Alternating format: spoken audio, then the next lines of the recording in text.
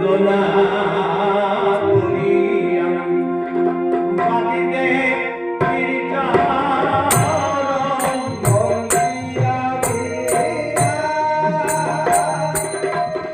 ওই দেব বীরা সমবন্দি দেব বলিয়া দিয়া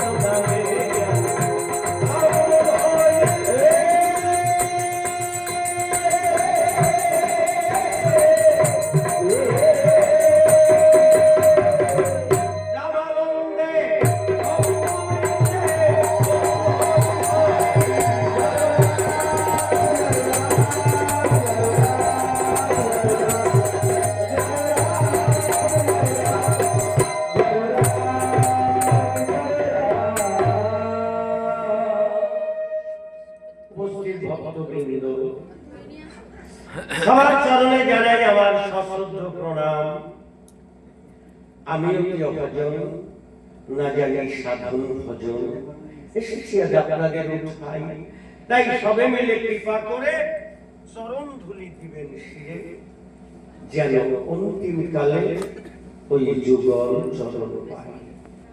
তাহলে আজকে আমরা কেন এসেছি? মাতৃদেবী যিনি বিগত কয়েকদিন পূর্বে দেহ দেখেছেন, তাকে আমরা ধরাধামের কোনোদিন খুঁজে আনতে পারবো না, তার সঙ্গে দেখা করতে পারবো না, আর কোনোদিনের তরে একটা কথাও বলতে পারবো না। তো কেন পারবো না? কারণ তিনি আমাদের ছেড়ে চিরবিদায় নিয়ে চলে গেছেন। এমনি করে একের পর এক আমাদের সবার কিন্তু যেতে হবে সুন্দর পৃথিবী ছেড়ে। তো কেন যেতে হবে? কারণ স্থায়ী বন্দোবস্ত, অর্থাৎ চিরদিন জগতের মধ্যে বেঁচে থাকবো এমন কোন বন্দোবস্ত করে আমরা জগৎ থেকে আসি। তাই জগৎ মাঝে যার যখন সময় হবে তার তখন পৃথিবী ছেড়ে বিদায় নিয়ে চলে যেতে হবে, এটাই হচ্ছে জগতের ধর্ম। তাই আজকে সেই মাতৃদেবীর বিদায় শান্তি কামনার্থে তার পুত্র তথা পরিবারবর্গ আজকের এই মধুমাখা রাম নামের আয়োজন করলেন। কেন করলেন? না মাতৃদেবীর বিদায় আপনাকে শান্তি দিতে। তাই তার আপনাকে শান্তি দিতে আমরা কোন পালা আলোচনা করবো? আপনাদের কোন পালা শুনতে ইচ্ছা হয়? অসমের যোগ্য বলছিলেন ওই বাড়ি কথা করবো, সে করবো ওই বাড়ি তো করছি আবার শুনছি না না ওই বাড়ি অসমের যোগ্য বলেন। ও বালির পিণ্ড হয়েছিল।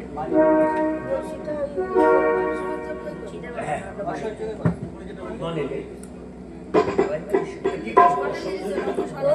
অন্য কোনো পালা, যে কোনো পালা শুনতে চান আমি সব পালাই করতে পারি। ওদের বাড়িতে একদম বাজে হয়েছিল। ভালো হয়েছিল না? ওদের বাড়িতে ভালো হয় না।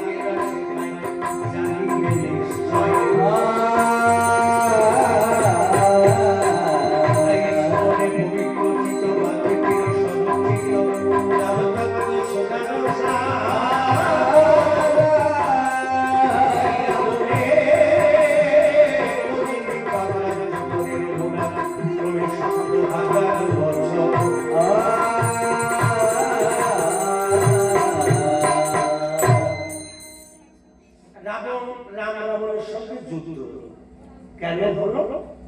যে রামের সীতাকে রাবণ হরণ করেছিল। কেন করলো? যে তার একটা বোন ছিল, নাম ছিল কি? শূর্পণখা। তার নাক কান কেটে দিয়েছিল লক্ষ্মণ, রামের নির্দেশে। তা কেন কাটলো? কারণ তার স্বামীকে তার দাদা নিধন করেছিল। মেয়েদের স্বামী না থাকলে তাদের জীবনের কোনো শান্তি থাকে না। তা দাদার কাছে কাটলো, দাদা 14,000 সৈন্য দিয়ে পঞ্চবটি বনে পাঠালেন, অবাধে চলাফেরা করবে যাতে তোমার মনে কোনো দুঃখ না থাকে। তা একদিন রাম লক্ষ্মণ সীতার সঙ্গে দেখা, রামের রূপ দেখে মুগ্ধ হয়ে গিয়ে রামকে বিবাহের প্রস্তাব দিলেন। রাম বলল যে দেখো আমার তো বাচ্চা আছে, স্ত্রী আছে, আমি পারবো। তখন রাক্ষসের বিরাটাকার রূপ ধরে সীতাকে গ্রাস করতে যায়। তখন রামের নির্দেশে নানা টাকাতে এই দৃশ্য দাদাকে দেখালে ক্ষিপ্ত হয়ে রাবণ রাজা সন্ন্যাসীর বেশ ধরে সীতাকে হরণ করে এনে নিয়ে রাখলো অশোক রাবণ। দেখো এই হচ্ছে রাম রাবণের যুদ্ধ বিগ্রহ। সেই যুদ্ধ করে প্রায় সবাইকে নিহত করে সীতাকে উদ্ধার করে এনে রামচন্দ্র 7,000 বছর রাজত্ব করছে। একদিন গেলেন স্নান করিবার পরে সরোবরের জলে স্নান সমাপন করে অর্ধনবী জলে দেখে তর্পণ করছে। ওপারে ছিল দুর্মুখ পাড়া। রাতের বেলা স্বামী স্ত্রী ঝগড়া করে স্ত্রী পালিয়ে গেছে বাপের বাড়ি। আপনাদের স্বামী স্ত্রী ঝগড়া হয় না?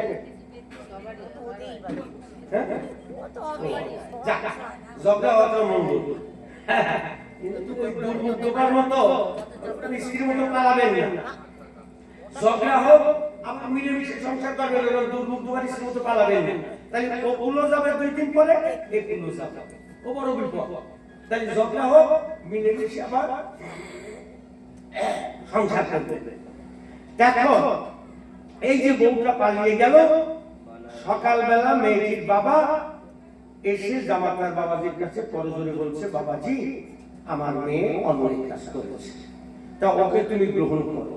বলছে দেখুন হবে না, আমি পারবো না। কেন পারবে না? বলে যে স্ত্রী স্বামী স্ত্রী একটু ঝগড়া করতে পারে, কি একটা দুটো পাতিল রাখলে তো টুন করলে লাগা হতে পারে, তাই বলে স্বামীর সংসার ছেড়ে পালিয়ে যাবে? যদি তার একদিন বেশি যায় আপনি তো আমার নামে কেস করবেন। ভারী মুশকিল, ওই স্ত্রী নিয়ে ঘর করা যায় না, আমি পারবো না। এবার শ্বশুর মশাই বলছেন, জামাতা বাবাজি আমাদের এই যে দেশের রাজা রামচন্দ্র, দেখো তার সীতাকে হরণ করে নিল রাবণ, এ তো একটা, সে ছিল 10 মাস, আবার তাকে উদ্ধার করে এনে কি সুন্দর ঘর করছে, তা তুমি পারবে না একটা রাজা? তা বলছে দেখুন পৃথিবীর রাজা রাম সম্ভব দিতে পারে, তাই রাবণে হরিল সীতা তাকে ফিরিয়ে আনি ঘরে। আমি হেন রাম নই জগতের প্রতি, জ্ঞাতি বন্ধু খোঁটা দেবে আমি ছোট জাত, কারণ ছোট জাতের দোষ। কে বড় বড় লোকের মেয়েরা ভালোবাসা করে, গাড়িতে বেড়ায় বয়ফ্রেন্ড, আমরা তাকাই দেখে কিন্তু কিছু বলতে পারি, ওরে বাবা। আর আমাদের গ্রামে যদি বলো এই জানেন দিদি কত গন্ডগোল, কি তাহলে যারা ছোট জাতি গরিব ওই দোষটা তাদের ধারে বেশি। আমাদের সমাজ আছে আমি পারবো না। এই কথাটা রামচন্দ্রের কর্মে পৌঁছালো। তাহলে প্রজাগণ বলছে আমার সীতা অসুখী, কিন্তু এখন কি করব? কারণ আমার স্ত্রী সীতা তো আমার কাছে কোনো অন্যায় করেনি। আর প্রজাগণ যদি বলে সীতা অসুখী, আমি রাজসভায় গিয়ে মুখ দেখাবো কি করে? তাই অবনত মস্তকে বাড়িতে আসে। আর এদিকে সীতা দেবী জায়েদের অনুরোধে, কি যে রাবণ রাজা হরণ করে তার রূপ দেখেছো? বলছে আমি জলের মধ্যে নিম্ন দিকে তাকিয়েছিলাম, তাই এক পলক দেখেছিলাম। তাহলে ওই মূর্তিটা আমাদের একে দেখাও তো, আমরা দেখি, আমরা তো দেখিনি। একটা ঘড়ি দিয়ে আসছে বিভৎস রাবণের রূপ। কেন? কয় মাথা ছিল রাবণের? রাবণের কয় মাথা? 10 মাথা। আচ্ছা ট্রেনে, বাসে, টোটোতে, অটোতে, ভ্যানে, তারপরে কোন অনুষ্ঠানে কত জায়গা যান, ঘুরে ঘুরে একটা মাথা কোথাও দেখতে পেরেছেন? দেখেন তো চোখে বাঁচছে নাকি একটা মাথা? কারো চোখে বাঁচছে নাকি দেখেন তো, না হলে বলে দেবো।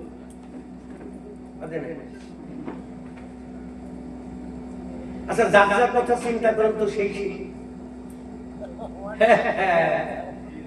জগতে একটাই তো মাতা আমাদের। এটা তো বলতে পারছেন না। কেন বললাম জানেন? এই কথাটা কেন রাখলাম? এটা কারণ আছে। কারণ বিয়ে বাড়িতে নিমন্ত্রণ হলে একটা উপহার হাতে করে যান। ওই বাড়িতে গিয়ে আগে কাকে খুশ করেন? বউ কোন ঘরে আছে, উপহারটা দিয়ে খেতে যাব, তাই তো নিয়ম। আগে বউ দেখবো, উপহারটা তো তার হাতে দেবো, মন খুশি আমি এত বড় জিনিস আনছি ওর হাতে দেখে আমি এটা আনছি, তাহলে তারপর খেতে যাব। তাহলে আমি যখন বাড়ি থেকে বেরিয়ে এসেছে গান শুনবো, কার গান শুনবো? রামায়ণ শুনতে যাচ্ছি, রামচন্দ্র কোথায় আছে আগে তাকে দর্শন করবো। আপনার নাম যে কোনটা নাম শুনতে চান আগে মহাপুরুষকে দর্শন করেন না, প্রণাম করেন। তাই যারা যারা প্রণাম করে বসছেন তারা বেশ, আর যারা করেন নাই তাকে এসআইআর হবে, তারা ওই দিক তাকাইয়ে তোমকে একটু প্রণাম করে সেরে নেন। কারণ রামচন্দ্রের এক মাথা, যদি ওই দিক তাকাতেন প্রণাম করলে বলে বলে দিতে পারবেন যে রামচন্দ্র দেখেন কি এই প্রণাম করা হয় না, তাই বলতে পারছেন না রামচন্দ্র কৃপা করে নাই। যারা প্রণাম করছেন ভালো, করে নেন প্রণামটা সেরে নেন। এখন কি করছে? বিভৎস রূপ দেখে জায়েরা কি করলো? ওই মুন্ডের পতাকা চলে গেল অন্তঃপুরে। সীতাকে যেতে পারলেন কেন? তিনি ছিলেন পঞ্চমাসের অন্তঃসত্ত্বা, দেহের অলসতায় মূর্তির পাশে গরমের দিন শুয়ে আছে। রামচন্দ্র সেই দৃশ্য দেখলেন, লক্ষ্মণকে ডাক দিলেন, ভাই লক্ষ্মণ রে, এই কুয়াটা জানো একাকে দিয়ে শোনো। বক্সের আওয়াজ শোনা যাচ্ছে না, শাঁসা করে আওয়াজ হচ্ছে। ওই যে বক্সের তাহলে ঘুরাই দেন, ওই যে ওনাদের অসুবিধা হলে পরে বক্সের একটু অন্যদিকে ঘুরাই দেন। ও শোনা যাচ্ছে না ভালো। লোক এসে বসে আছে, লাইট ফাইট নেই ওখানে। এখন তো এটা আমাদের দোষ না, এটা তো মাইকেলার দোষ। আমরা তো আগেই বলছি তাদেরকেই দেবে না তাদের। তাদেরকেই বলছে না না, ওরা ওখানেই করবে, মাল সব ওখানে। পাশে শুয়ে আছে। রামচন্দ্র সেই দৃশ্য দেখে মনে মনে ভাবলেন, সেটা আমার স্ত্রী, আমি তাকে উদ্ধার করে আনলাম, তো 10 মাস থেকে সীতা তাকে ভালোবেসে ফেলেছে। হ্যাঁ, তাই আমি তাকে নিধন করেছি, কিন্তু বলতে পারছেন না। যেমন এই যে আজকে আমাদের, আমি অন্যের কথা, আমাদের ঘরের মেয়েরা আগে থেকে ভালোবেসে রাখা, তারপরে মা বাবা জানে না, বিয়ে দিয়ে দিল। স্বামীর ঘরে যে কি করে, বউ কত দিন পালায় দরজা ভেঙে সেই যাকে ভালোবাসে তার বাড়ি চলে যায়। মানে মিথ্যা কথা, সত্যি কথা না। তা ভালোবাসা কেন? ও মা বাবা করে চলে যায়, ওটা ভোলা যায় না। তাহলে সীতা আমাকে ভুলে গেছে, ওই রাবণকে ভালোবেসে ফেলেছে। না হলে তার মুক্ত অঙ্কন করে কেন আজকে শুয়ে থাকবে তার পাশে? তাহলে আমার সীতা সত্যি অসুখ। এখন এখনই দিয়ে শুভ, তবে ভয় পেও না। গত রাতে সীতার সঙ্গে আমার কথা আছে, তপবন দর্শনে যাও, যাও এই রথ নিয়ে তুমি চলে যাও। লক্ষ্মণ রথ নিয়ে গেল সীতার কাছে, করে ধরে বলছে, মা এই দাদার সঙ্গে কথা আছে তো, তপবন দর্শনে যাবে। বলছে হ্যাঁ, তাহলে রথ তোমার আমার দর্শন করে আসি। এ কথা শ্রবণে সীতার বড় আনন্দ হয়েছে। আনন্দ বলিতে বলছে, পিয়াও পিয়াও রে শ্রীরাম নাম, পিয়াও পিয়াও রে শ্রীরাম নাম, বদন ওরে পিয়া, ও পিয়া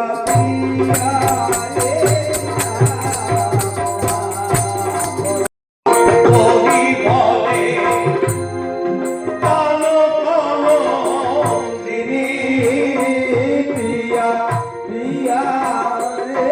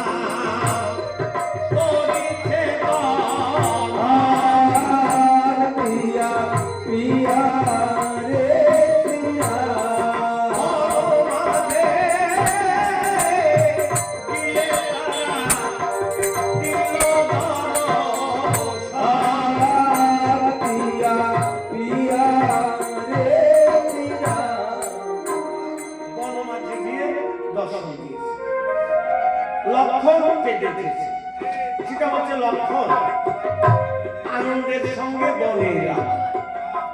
তাহলে তুমি কাঁদছো কেন? বলছে মা এই কথাটা আমি বলতে পারবো না। কেন লক্ষণ? তা মাগো এই যে হৃদয় বিদারক কথা, এই কথাটা যদি তোমাকে বলি তাহলে আমি তোমার সঙ্গে থাকতে পারবো না। দেখো চিন্তা করো। সীতা বলছে না আমার ভালো লাগবে না, তোমাকে বলতে হবে। তাই লক্ষণ করে বলছে মা আজকে সকালে আমার দাদা আমাকে দিয়ে তোমাকে বনবাসে পাঠিয়েছে মা।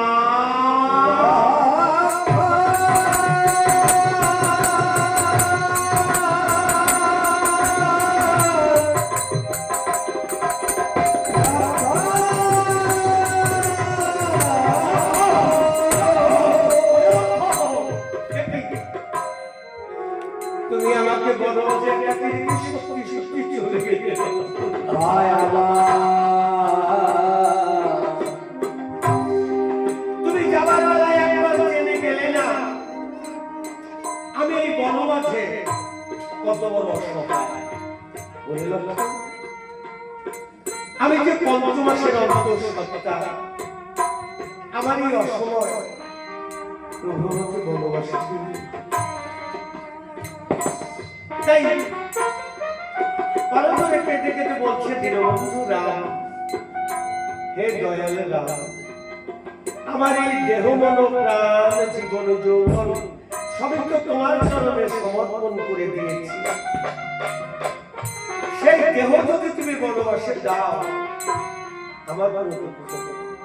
তবে প্রভু তোমার চরণে বিনতি জানাই, শুধু এই চরণে নয়, যেন জনমে জনমে তোমার ওই চরণ ছাড়াই হরিবল হরিবল হরিবল।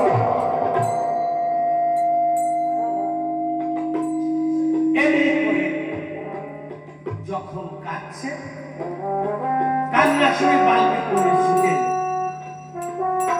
বলছে মা আমি তো তোমাকে চিনি, তুমি শ্রীরামের ধর্মী, তবে নিজ গুণে কৃপা করে এসেছো আমার সাথে আমার কুটিরে চল। তাকে বুঝাই নিয়ে গেলেন তার কুটিরে।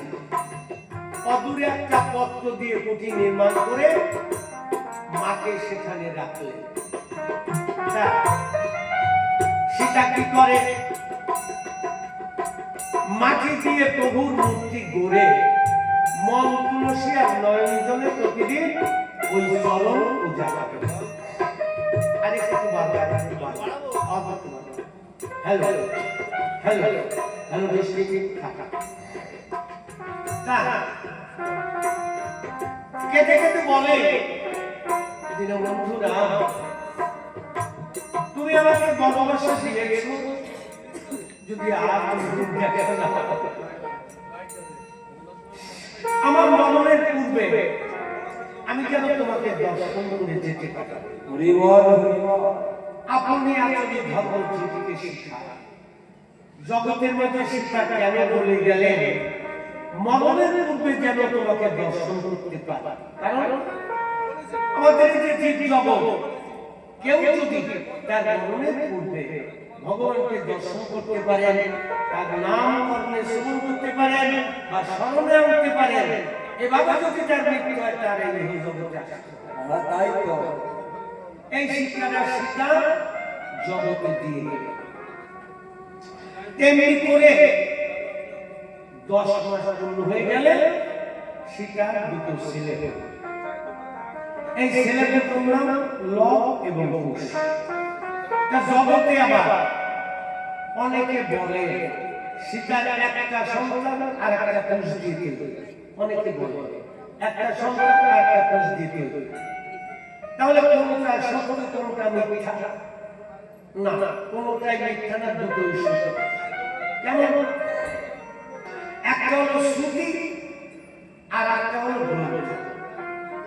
যারা গ্রন্থ পড়ে তারা দেখেন গ্রন্থে লেখা আছে জগৎ, আর শ্রুতি এই যে শুনে যাচ্ছে এক গায়ক বলে গেল যে একটা কুশ দিয়ে তৈরি, ওই শ্রুতি শোনা কেমন আপনার ছেলে গেছেন মা একটা মেয়েকে বৌমা করে ধরে আনে রান্নার প্রসেস মশলা প্রসেসটা আলাদা তাকে ভালো লাগছে সে কি করবে শ্বশুর বাড়িতে শাশুড়িটা দেখে শিখবে তাই শিখছে না শাশুড়ি কিভাবে করে কিভাবে ভালো লাগে কিভাবে রান্না করে কিভাবে পুজো দেয় শিখে গেছে এতে তো কোনো গ্রন্থি নেই এখন তিনি বিদ্যালয়ে চলে গেলেন এবার এই বৌমার আমার বৌমা এলেন সে তার কাছে শিখবে এই শাশুড়ির কাছে শিখবে তারপর তার বৌমা আসলে এর কাছে শিখবে এই যে পরম্পরা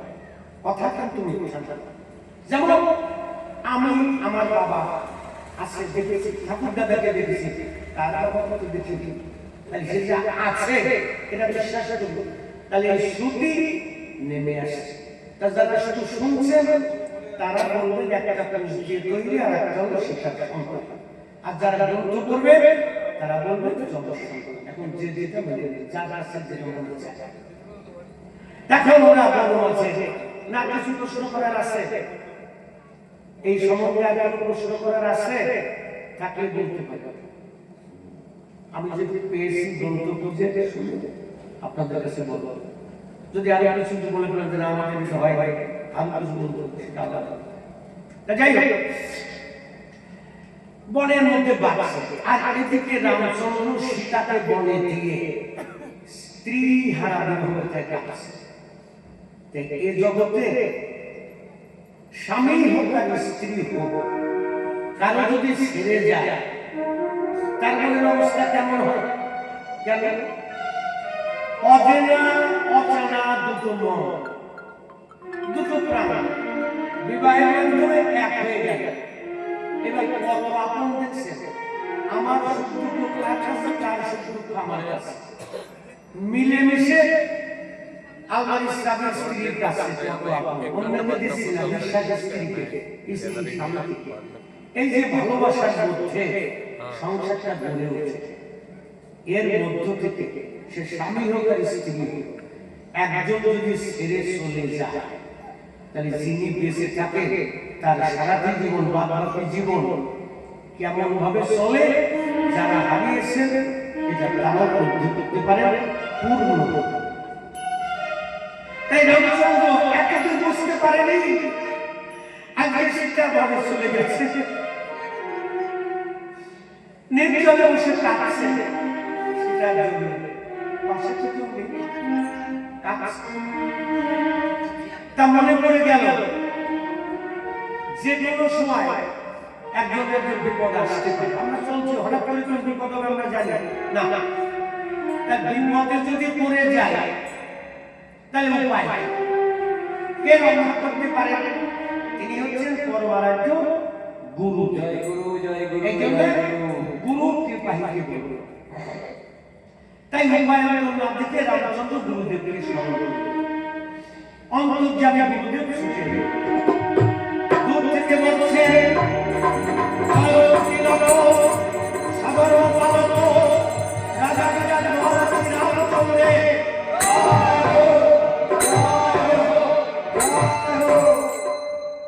আসুন গুরুদেব এই সিংহাসন প্রবেশন করুন দাসের প্রণাম গ্রহণ করুন না না বৎস রামচন্দ্র আমি তোমার এই প্রণাম গ্রহণ করবো না আর তোমার রত্ন সিংহাসন প্রবেশন করবো না গুরুদেব আমার অপরাধ তোমার অপরাধ তুমি লঙ্কায় গিয়ে রাবণ কুম্ভকর্ণের নিধন করে এক মহাপাপে লিপ্ত হয়েছ।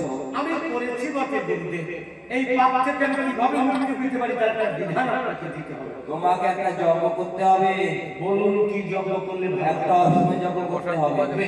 আমার সংসারে অনেক কষ্ট আছে না না বৎস রামচন্দ্র তোমার অশ্বতী যজ্ঞ করতে হবে না। একটা কষ্ট লাগবে গুরুদেব একটা অশ্বমেধ রাস্তার প্রয়োজন। কোথায় পাবো সেই কষ্ট তুমি ত্রঙ্গ দেশে ত্রঙ্গ বাজারে গিয়ে রাস্তাকে পাবে। বেশ আমার আর কিছু প্রয়োজন আছে হ্যাঁ জঙ্গলে স্ত্রীকে পাবে রেখে এই জঙ্গলে প্রশ্রয় দিতে হয়।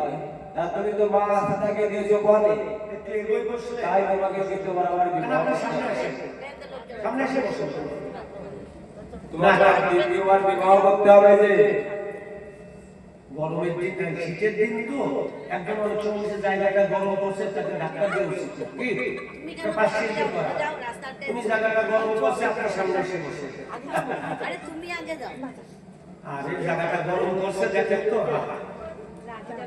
আমার গরম করে নিতে হবে। যা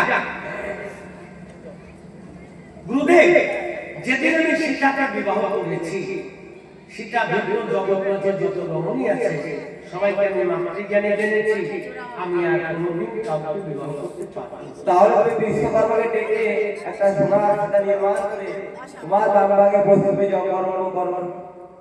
বেশ তাই হবে গুরুদেব যথাজ্ঞা।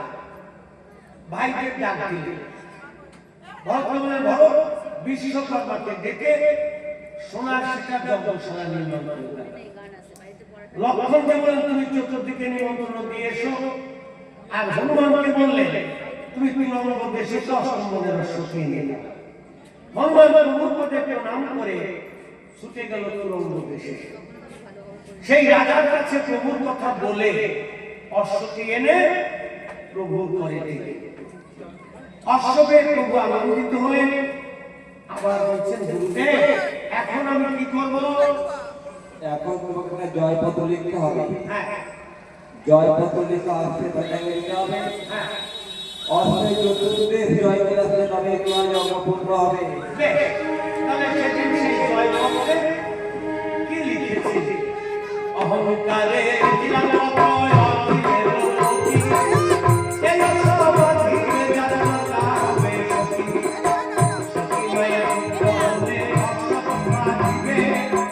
অসতীর পুত্রে অসধরে ফেলে দেবে। বীরে বনপুত্র অসধরে পদে বাধা। মাথা হবে এই কারাগিরি হবে। রামচন্দ্র তোমার লেখাটা একটু পড়া হয়ে গেল। গুরুদেব একটু করোনারে তো অস্ত্রকে বন্ধন করবে না। বেশ তোমার ইচ্ছাই যেন জগতে পূর্ণ হয়। হরিবল হরিবল। অশ্বের সঙ্গে আমি কাকে পাঠাবো? কেন তোমার ছোট ভাই শত্রুঘ্ন এই ও কি পারবে? পারবে পারবে, তুমি কি তার কথা ভুলে গেছো? আর ও কি বিরক্ত করেছে? আরে ও যে শিশুবেলায় রাবণকে বধ করে এই মথুরা রাজা হয়েছিল। কি পারবে? হ্যাঁ, ও তো ভালো যোদ্ধা। তাই শত্রুঘ্নকে ডাকিয়ে বলছে ভাই শত্রুঘ্ন ভুবন বিজয়ী রত্নারা সুন্দর সাজিয়ে একবার চতুর্দের জয় করেছে। সারাটি কিভাবে রত্নারা সাজালেন? ও সারথি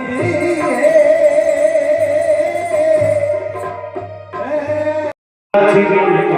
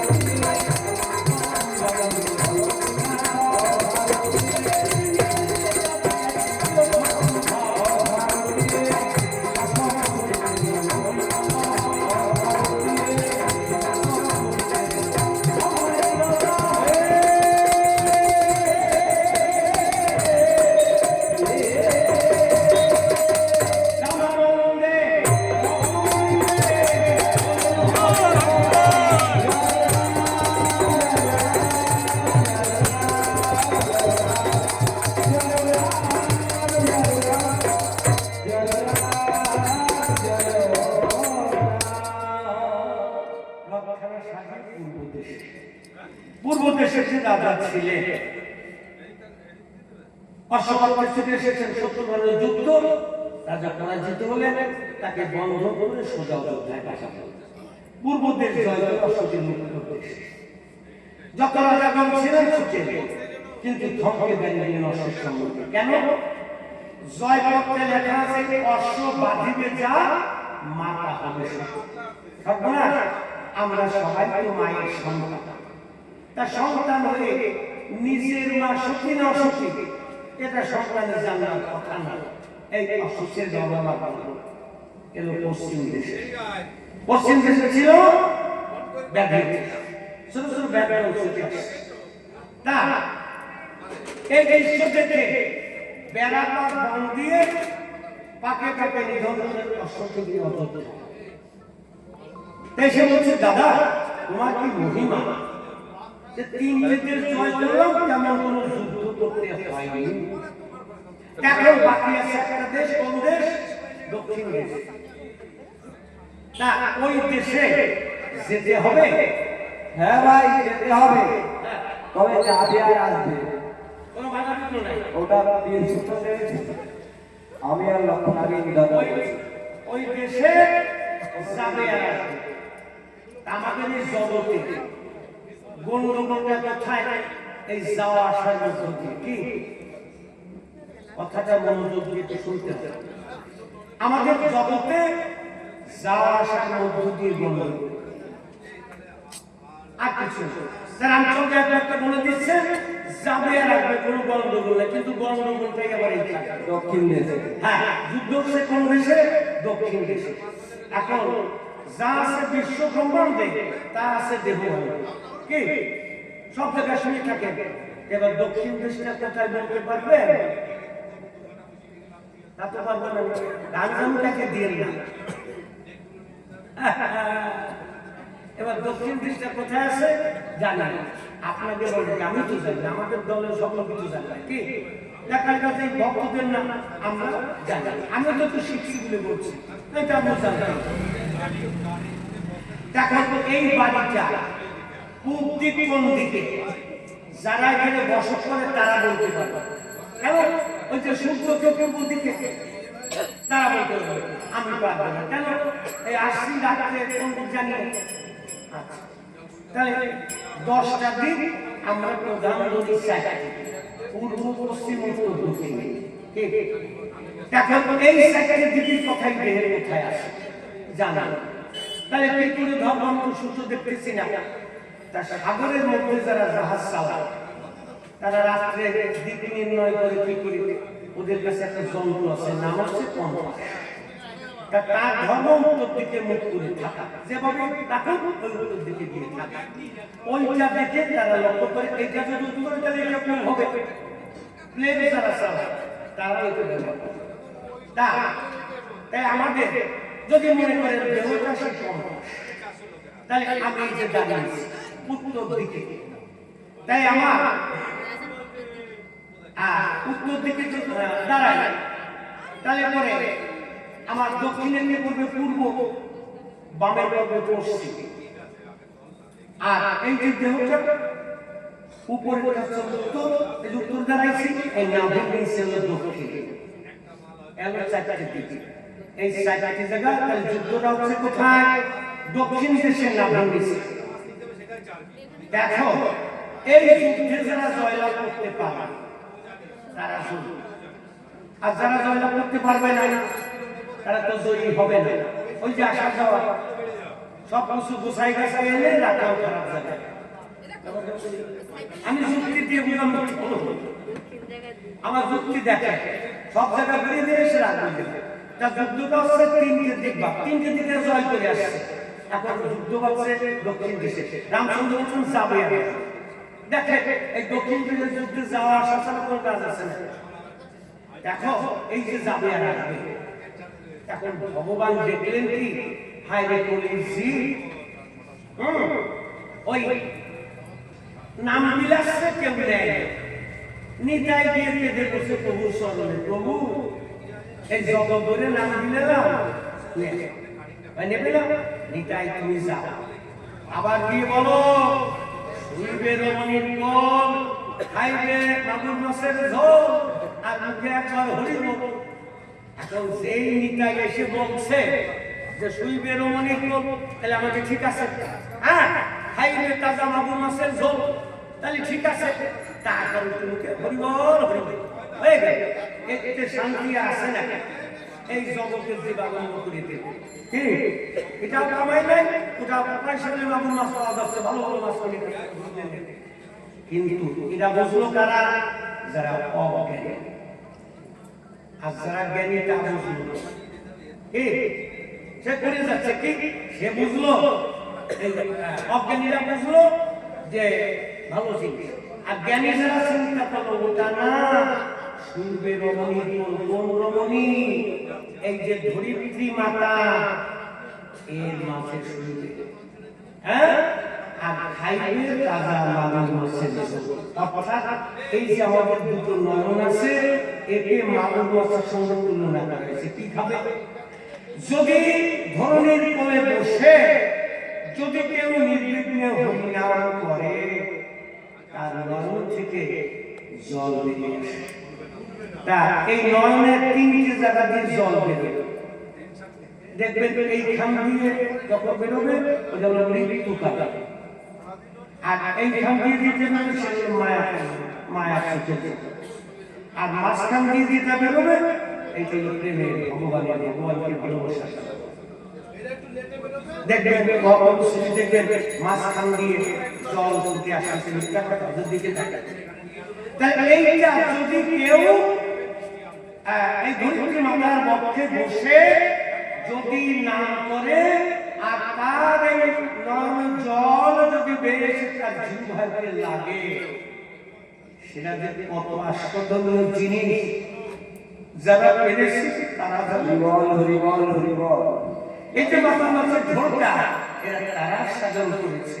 এটা আমরা কোনদিন ভয় নাই, আমরা কোন পথে যাই নাই, আমাদের মাঝখান দিয়ে জল আসছে কারণ বলতে পারি না। কারণ আমরা তো ওই যে নাম নেই, তাহলে এটা জ্ঞানে দিয়ে, তাহলে এই জন্য তুলনা করছে নিচে।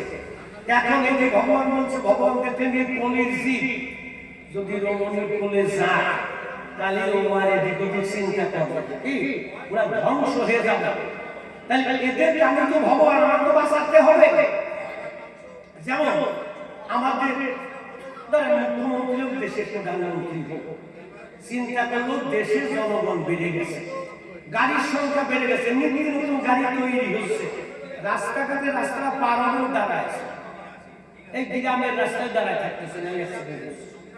তাহলে কি করা যায়? এই রাস্তার মনে মনে সিগন্যাল দাও, হ্যাঁ লাল চলে আসে, কে রেড সিগন্যাল, ওই যে বলছে রেড সিগন্যাল, তা দাঁড়ায় যাও। এবার ওই গাড়িগুলো পাস হয়ে যাবে, এবার তুমি যাও।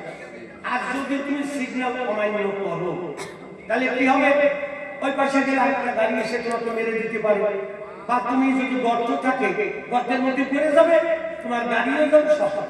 কি তা ভগবান দেখলে সেই যুগে আমরা একটা সিগন্যাল দিয়ে রাখি, যে মানবে তার গাড়ি ঠিক থাকবে, আর যে মানবে না তার গাড়ি গর্তে পড়ে যাবে। সেই জন্য কি করলেন? এই যে যখন স্বামী স্ত্রী মেয়ে ছেলে বিয়ে হয়, তখন আগেকার দিনে বড় বড় একটা রেড সিগন্যাল, সিঁদুরের টোকা দিত, বড় বড় ছিল দিত। কেন? এবার গাড়ি যখন যাবে, ওই যে রেড সিগন্যাল, তুমি থামো, চিন্তা করো, যদি সিগন্যাল না মানো ওই যে গর্তের মধ্যে পড়ে গেলে তুমি শেষ। বোঝা যাচ্ছে কিছু? এখন এত সে যুগে গেল, ভগবান দেখেন সিগন্যাল আগে দিয়ে দিচ্ছে, আমরা কি মানতেছি না। কেন? আমাদের স্বার্থের থেকে।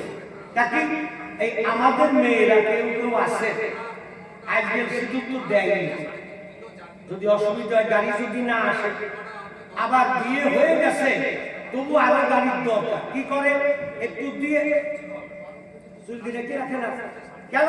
যে আমার গাড়ির কাছে আরেকখান গাড়ির দরকার, যদি এনে সিগন্যালটা যদি গাড়ি না আসে, এই আবার কেউ কি করে দিচ্ছে যে দূরত্বে যাতে না দেখে গাড়ি আসে। কথাটা শুনতে খারাপ, কিন্তু বাস্তবটা উপলব্ধি করে। বাস্তব আমি মিথ্যা কথা বলছি কিনা বা অযুক্তির কথা বলছি কিনা, বাস্তব উপলব্ধি করতে পারে এইটা ঘটতেছে কিনা। যে ভগবান সিগন্যাল কিন্তু আগের থেকে দিয়ে রাখছে। তুমি দেখো, এই জন্য আগে বিয়ে হলে শুভরাত্রির দিন গুরুদেবকে আগে গুরুদেবকে বাড়িতে আনতো, ছেলে বিয়ে দিতে গুরুদেবকে খুঁজতে আনতো। গুরুদেব ওই দুজনাকে নিয়ে দুপুরবেলা বসে বসে এই পথের সন্ধান, এইভাবে এইভাবে সিগন্যাল মেনে এইভাবে চলবে, তাহলে তোমাদের সব ঠিক হবে। আর সে দিন একটা দিন মা বাবা ওইটাই চলে যাবে। এই হচ্ছে দশা। যাক, এই বলি না এসব কত বললে এই অনেক গান গাইতে তো লাগে বা হয়, কিন্তু বললে শোনে আর শুনেই বা সে কর্ম করে বললে চলে লাভ হয় না এসব তত্ত্ব বললে। আজকে আপনাদের অনুভব পেলাম, বহুদিন পরে আবার আলোচনা করলাম। এবার যারা যারা কি করেন ছোট পুরা গান তারা বড় করবেন কিনা, আর গাড়ি আবার দেখবে সিগন্যাল মানবে কিনা, এটা তাদের ব্যাপার কি। আচ্ছা, এদিকে এই জন্য রামচন্দ্র বলছে যাবে আর আসবে, এখানে যেতে তো সময় লাগতেছে না, যাবে আর আসবে, বাধা তো দিচ্ছে না, কিন্তু গন্ডগোল এখানে। আর এদিকে বাল্মীকি বনে বসে ধ্যান করে দেখলেন আজকাল কোন শুভ দিন ওই প্রভু আসবে। তা উনি ওই যে রাম জন্মের ৭০০০ বছর পূর্বে গ্রন্থ লিখেছেন, তাই পরবর্তী বলছেন, বন্ধু রাম, আমি তো তোমার জন্য বসে আছি, তুমি আজকে এসে আমাকে কৃপা করো। তবে হ্যাঁ, আমার এখন একটু বাকি আছে। কি বাকি? আমার বনভাগ সতীপুত্রের হাতে দিয়ে আমি যাবো চিত্রকূট পর্বতে। কিন্তু সতীপুত্র, ও হ্যাঁ, আমার বনবাসন আসতে কত নন্দন ছুটে গেল সীতার কাছে। তাকে দেখে একটা শাল পত্রানে বারান্দায় দিয়েছে, এখানে বসো সীতা। কেন এসেছে? মাগো, দুটো ভিড় চম্পক হচ্ছে সীতা আমার কাছে। হ্যাঁ পিতা, তুমি তো জানো আমি যেদিন অযোধ্যার রাজধানী ছিলাম, যে যা চেয়েছে আমি দুবার দান করেছি। আজকে আমার দিকে তাকিয়ে দেখো, আমি অভাগী, আমি বড় কাঙালি, আমি যে বনবাসিনী, আমার কি ধন আছে, আমি তাই তোমাকে ভিক্ষা দেব। আমার অধিকার আছে,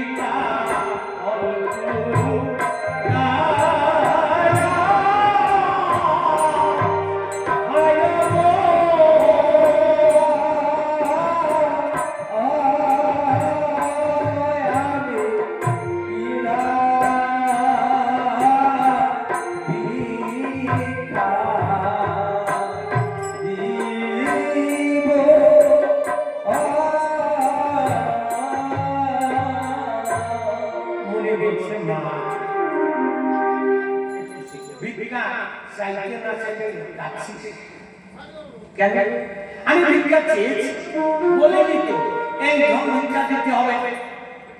সীতা দেখে তাই, তাহলে বড়পিতা তুমি কি ধন ভিক্ষা চাও? তোমার বাঞ্ছিত ধন যদি আমার কুটিরে থাকে, আমি বড়জনের কথা দিলাম দান করব। মাগো, আমি চিত্রকূট পর্বতে সাধনায় যাব, আমার বড়টা পাহারা দিতে হবে, ৭ দিবসের জন্য লবকুশিকে ভিক্ষা দিতে। সেটা বলছেন না, এটা হয় একজন মা কোনদিন তার কোলের সন্তান ভিক্ষা দিতে পারে না। আমার ভিক্ষাটাও দিয়ে দেবে, কিন্তু মা হয়ে সন্তানের ভিক্ষা দিতে পারে। উনি বলছে বেশ, তুই দিবি না, জোর করে তো নেবো না, চলে যা। উনি কাঁদতে কাঁদতে চলে যায়। লবকুশি বৃক্ষতলে বসে খেলছে, কাকুশির চোখ পড়েছে দাদু ভাইয়ের দিকে। দাদু ভাই হাসি মুখে এলো, আবার কাঁদতে কাঁদতে যায় কেন? এই মা মনে বকা দিয়েছে, চল তো মায়ের কাছে। দুবাই ছুটি এসে মাত্র চলো না, এই দাদু ভাই কি বলো, সঙ্গে বলো না, আমরা তো কিচ্ছু বলিনি, চলো ভিক্ষা করে বলবো না কিন্তু। তাহলে দাদু ভাই কাটতে কাটতে গেল, চলো বলো। ও এই কথা ওরে লবকুশি রে, তোদের দুবাইকে ভিক্ষা চেয়েছিল, আমি দেইনি বলে। আচ্ছা মা, কেন দাও, কেন দিলে না? আমি যে কেন দিতে পারিনি এই কথাটা তো তোরা বুঝবি না, কেন তো শুধু ও মা, তবু তোমাকে বলতে হবে। তাহলে শোনো, এই জগতে স্বামী হারা বা স্ত্রী হারা, এই যে বিরহ বেদনা কত কঠিন, কত দুঃখ, কত বেদনা নাই, এটি যারা হারিয়েছে তারা তুই কেমন করে বুঝে যাবে? এই মনোজে তোদের নিয়ে আছি, কখনো কখনো আমার প্রভুর কথা হৃদয়ে এসে উঠে। আচ্ছা, হারানো স্বামীর কথা যদি মনে আসে, তখন কি সেই মানুষটি থাকতে পারে? চুপ করে বসে থাকে বা নির্জনে বসে একা একা করে ব্যথা নিয়ে কাঁদে। তাই প্রভুর কথা যখন আমার মনে হয়, আমি নির্জনে বসে একা কাঁদি। কার কাছে বলবো? কারণ স্বামীর কাছে যা বলা যায়, অন্য কারোর কাছে তা বলা যায় না। তাই তোরা সবাই দূর থেকে দেখে ছুটে এসে আমার কোলের উপরে বসে আমার আঁচল দিয়ে আমার নয়নের জন্য বসিয়ে দিয়েছে। আর গলাকে জড়িয়ে ধরে বলিস, মা তুমি কেঁদো না বাবা, আমরা তো আছি, আমরা তোমাকে দেখবো, কোনো চিন্তা নাই। ওরে লবকুশি, এ জগতে কোনো সন্তান যদি মাকে এমন করে ভালোবাসে, মার গলা জড়িয়ে ধরে যদি বলে মা আমরা আছি, তুমি কেঁদো না, ওরে সন্তানের ভালোবাসায় মায়ের হৃদয়টা পড়ে যায়। যত দুঃখ শোক তাপ জ্বালা থাকে দূরে চলে যায়, দূরে চলে যায়। তাই আমি যে প্রভুর প্রিয় ব্যথা, আমি যে তোদের নিয়ে এই বড় শিক্ষায় আমি তোদের ভালোবাসাটা ভুলে থাকি। তাই তোদের যদি আমি ভিক্ষা দিয়ে দেবে, তাহলে আমি বা কেমন করে থাকবো, সেই জন্য দিতে পারি। তা লবকুশি বলছে, মা এই ভিক্ষাটা না দিয়ে তুমি বড় ভুল করেছো। হ্যাঁ, এর পরে বড় ভুল করেছি। হ্যাঁ, এর পরে বড় ভুল করেছি। বড় ভুল করেছি। লবকুশি তার মাকে শিক্ষা দিচ্ছে না, জগতের প্রত্যেকটা মাকে বা প্রত্যেকটা লোককে শিক্ষা দিচ্ছে কি যে পঞ্চমাসের অন্তঃসত্ত্বা লক্ষণ যখন তোমাকে বলে রেখে যা, ভয়াক্ত হৃদয়, কোন জন্তু আসবে, বাঘ সাপ কত আসবে, বা কেউ এসে দস্যু আসবে, আমি গর্ভবতী কি করবো? ভয়ে কিছু তাকাচ্ছি না, কাঁদছি। তোমার শাস্তি বলছে, তোমার কাকে শুনে মুনি এসে তারা নিয়ে যায়, একটা পত্রপতি নির্মাণ করে থাকার ব্যবস্থা করে। তাহলে তোমার একটা চিন্তা লাগে, তারপরে কি করবো? তুমি যে গর্ভবতী, তোমার আহারের ব্যবস্থা করেছি। মা তুমি কি এইটুকু জানো না, এর মধ্যে অন্নদাতা, আশ্রয়দাতা, পিতৃ সমতুল্য। তুমি বুঝো তৎছাড়া সেই ভয়ঙ্কর দিনের কথা একবার ভাবো, যদি ওই বনের মধ্য থেকে মুনি তোমাকে উদ্ধার করে নিয়ে না আসতেন, তোমার তুমি কোথায় যেতে? মা মনের মধ্যে তো কেমন কেউ ছিল না, কোথায় দেখি এই গর্ভবতী অবস্থায় তুমি কোথায় খাবার পেতে? কে তোমাকে দিত? মা, তুমি জেনে রাখো, এ জগতে উপকারীর মনে কোনদিন দুঃখ বা ব্যথা দিকে নেই। যে আমার উপকার করে নিজের কষ্ট হোক দুঃখ হোক তার মনে কোনদিন দুঃখ ব্যথা দিকে নেই। হরি বল, হরি বল। তুমি নিজের দুঃখটাকে বুঝেছো কেমন করে থাকো, আর সে তোমাকে এত বড় উপকার করলো তাকে সুখের জগতে ফিরিয়ে দিবে। এই বড় ভুলটা তুমি করেছো। তাই তুমি এখানে থাকো, দাদা ভাইয়ের সঙ্গে আমরা যাবো। দাদু ভাই,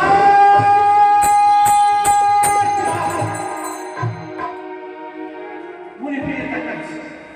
দাদু ভাই জড়িয়ে দিয়েছে। দাদু ভাই বলছে, লক্ষ্মী শোনো, তোমার মা যদি অনুমতি না দেয় আমি নিতে পারবো। কেন দাদু ভাই? শোনো, এই জগতে সন্তানের কাছে শ্রেষ্ঠ ভূমিকার মা। সন্তানের যদি জীবনে প্রতিষ্ঠা লাভ করতে হয় মাতৃ আশীর্বাদের প্রয়োজন।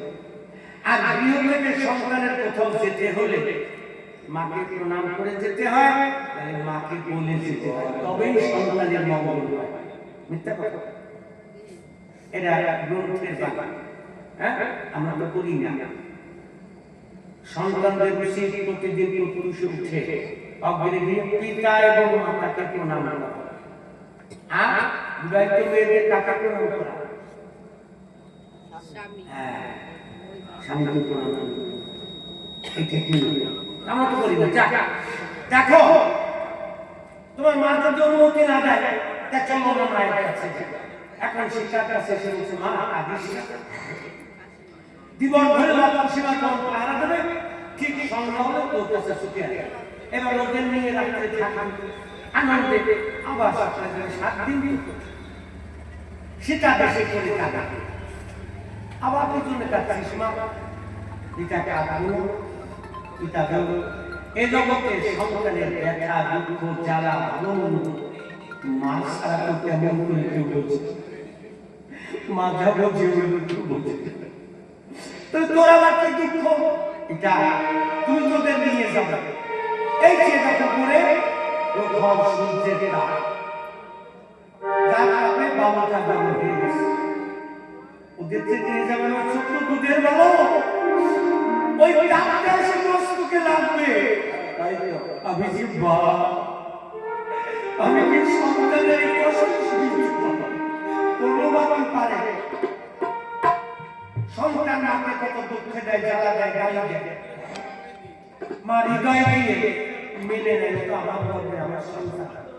আর ওই সন্তানের যদি কোনো তো গা গরম জ্বর হয়, মা শুনলে আমাদের মতো গিয়ে জ্বর বলতে দেখতে পারে, বাবা কেমন লাগছে বাবা, অথচ সন্তান দিন করে গালায় লাগিয়েছে।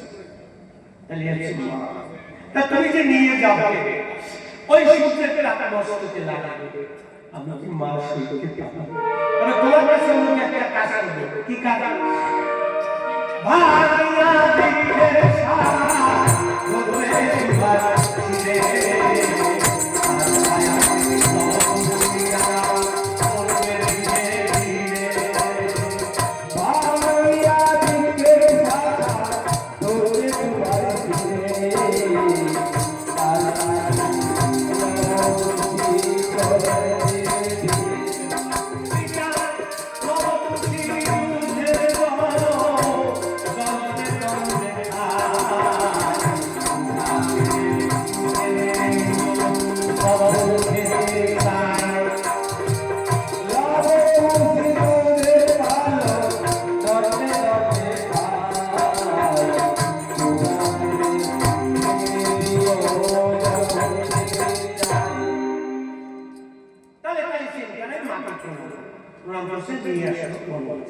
আচ্ছা লক্ষ্মী, বলুন। তোমাদের দু ভাইকে কেন এনেছি জানো? না বললে জানবো কি করে? আমার বন পাহারা দিতে হবে। হ্যাঁ, খুব পারবো। হবে? আচ্ছা লক্ষ্মী, তোমাদের দুয়াইকে দীক্ষা শিক্ষা হয়েছে? দীক্ষা শিক্ষা হ্যাঁ। সেটা আবার জানো না? না। গুরুদেবের কাছ থেকে কর্ণে মন্ত্র নিয়ে নাম দীক্ষা। তার দীক্ষা নিলে জীবের কি হয়? যে যত অন্ধকার থাকে তা দূরে যায়, আর দেহ হচ্ছে জ্ঞানের আলো উদ্ভাসিত হয়। তাই বুঝি। তাহলে তো ভাই দীক্ষা নেবো, আপনি দীক্ষা দান করুন। তাহলে একটু স্নান করে এসো। আপনি তো অপেক্ষা করুন, আমরা স্নান করে আসছি। দুবাই স্নান করতে গিয়েছে, আর মুনি করজোরে প্রভুর কাছে নিবেদন করছে, দীনবন্ধু রাম, আজকে তোমার পুত্রদের কর্মের মন্ত্র দিতে হবে, আমার জানা নেই। হ্যাঁ, তুমি যদি নিজ গুণে কৃপা করে আমার হৃদয় বাসে জাগিয়ে দাও, ওই মন্ত্র দিতে পারবে।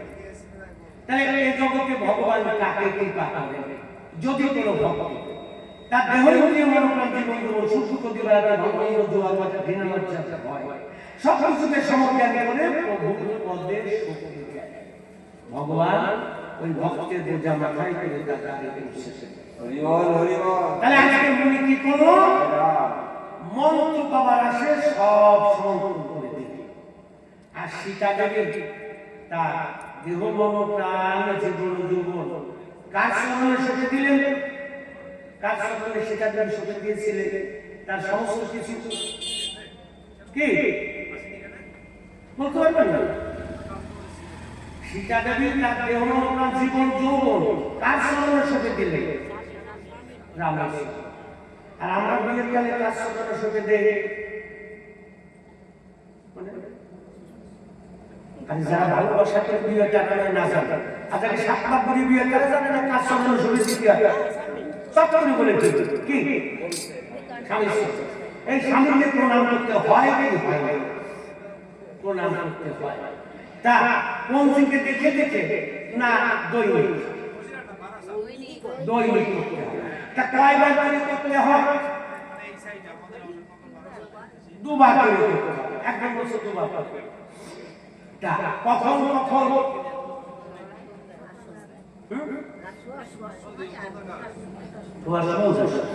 এই যে কথাটা আমি বললেন, আপনারা কি জানেন উনি কি বলছে? কথাটা শুনছেন? উনি কি বলছে কথাটা শুনছেন? সবাই কি শুনতে পাচ্ছেন? মানে উনি বলছে সবার সময় আর উঠবার কালে। তাহলে কেন সবার সময় প্রণাম করতে হয়? কেন উঠবার কালে প্রণাম করতে হয়?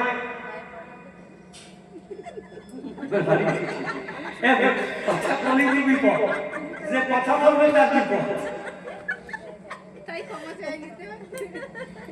জানবেন না। আমি দুধটা খাবো কেন? শরীরে শক্তি হবে। খালি সে দুধ খাবো কি? তাহলে সবার কালে দিতে হবে কেন? প্রণাম করলে উৎসবে কেন? স্বামী রঙের পা লাগবে এই দোষটা। আর নাম্বার কালে নেমে দিয়ে আসতে হবে কেন? যে আমার সবকিছু তোমাকে দান করে দিয়েছি, তোমার কাছে তো আমার লজ্জা দিলাম ভাবছি। আমি যে সংসার কাজে চলেছি, আমার অনলাইনে একেবারে ভুল হতে পারে, তাহলে পাপ হতে পারে। এই যাকে আমি গ্রহণ করবো না। এই যে তোমার স্মরণে দিয়ে আজকে রাত্রি থেকে আমার স্বামীকে দুর্বার করে প্রণাম করতে হবে না।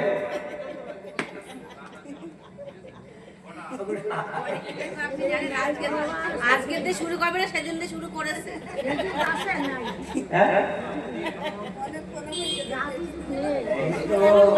ওই যে আগে বলছি সবকিছু করে আমি সে রাগ করবেন না। মনে করেন আপনাদের আমি উপহাস করতেছি না, এটা আমি জগতের কথা বলতেছি। খালি আপনার এখানে বলবো, আমার এখানে নেই। আমাদের ঘরে কতজন আছেন আমি বলবো কেন? কারণ প্রণাম করলে কি হয়, না করলে কি হয় জানবেন? বলবো এই যে প্রণাম কেন করতে হয়, না করতে হয়। তাহলে যে বিয়ে করে যখন আসলো, তখন ওখান থেকে ওই লজ্জাসন ত্যাগ করে 7 বার প্রণাম করে ঘুরে শিখাই দিল বাবার বাড়ি থেকে। আর একটা বস্ত্র দিয়ে দিল। আগে যে শাশুড়িকে মা বড় ওর কাছে থাকতে হবে। এবার ওকে প্রণাম করে যারা পূজনীয় তাদের প্রণাম করবে, আর যারা ছোট ভালো শিখাই থাকবে। এবার বউ এসে কি করলো? এই যে দেখাল, তাহলে তার মনের ভক্তি। তাহলে শাস্ত্রে বলছে মানে কীর্তনীয়রা গান গায় না, হ্যাঁ, আবার যদি পাঠাও দয়ালকে বলো সংসারে একজন কৃষ্ণ ভক্ত মায়ের গর্ভে জন্ম দিল। কেন? কৃষ্ণ মায়ের ভক্ত মায়ের গর্ভে সন্তান হলে সন্তানটা কৃষ্ণ ভক্ত। এই জন্য সন্তান গর্ভে এলে ওই মোবাইল টিপাটিপি না, ভাগবত কথা শুনতে হয়, ভগবানের নাম করতে হয়। আরে রামায়ণ তো আমরা গাইয়ে যাই, এই যারা আসে খালি গাইয়ে যায়, আমরাও গাইয়ে যাই। কি আমরা গাইয়ে যাই না? এখন এগুলো যদি আলোচনা, তাহলে এই যে কষ্ট করে বসছে, একটু যদি বোঝা না যায়, শোনা না যায়, একটু জানা না, ওর আমার তো যুদ্ধ করলো, বাবার সাথে যুদ্ধ করলো, একটা চলে গেল, ও তো আমি গাই গাই তাড়াতাড়ি চলে যেতে পারি। কিন্তু আমি কালকে সেই ওই আসলে এই কথাগুলো হচ্ছে যে আমার এখানে শব্দ একজন গায়ে কাছে কিছু বলে না, ওই আশেপাশে গাইয়ে চলে যায়। আমরা কিছু গাইতে গেলাম, বুঝলাম, ভাঙাই দিলেন, এরকম কেউ বুঝায় না। কথাটা বুঝে আমি গুরুবাক্যের যজ্ঞে বলেছি, যদি খালি সরস্বতী দিবে দুবাই চিত্র বর্ণনা আছে। বিয়ে বলছে বলো তো, আমাদের সরকার বর্ণনা করেছে, এই আমার দোহাই, এখন ছেড়ে দাও, বিনা যুদ্ধে অস্ত্রকে ছাড়বো না। ছাড়বে না। তোমরা জানো অশ্বতীকা কার আছে? ওই অযোধ্যাতে আসে প্রভু রামচন্দ্রের যজ্ঞ। আরে কোথাকার কে রামচন্দ্র, তাকে আমরা চিনে যাই না, বানিও না। সমস্ত বিশ্বের লোক যাকে চেনে মানে ভক্তি করে, তোমরা তাকে চেনো না, জানো না। হ্যাঁ, এই একবার বলো যুদ্ধ করবে না, অশ্ব ছেড়ে দেবে। দেখো রাজা মশাই, অস্ত্রকে ছেড়ে দিতে পারি, তবে একটি শর্ত, কি শর্ত? ওই যে ভালে জয়পত্র, হ্যাঁ, ওটাকে টেনে ছেড়ে পরে পত্র লিখে যাও।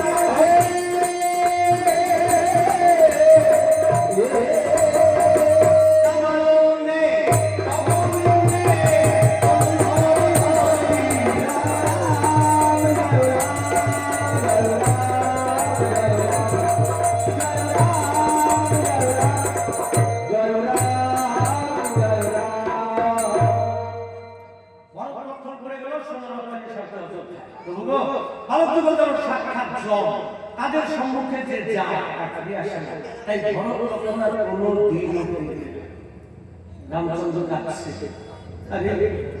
এই ভাবে যদি একের পরে সবাই ছেড়ে চলে যায়, আমি কাকে দিয়ে রামচন্দ্র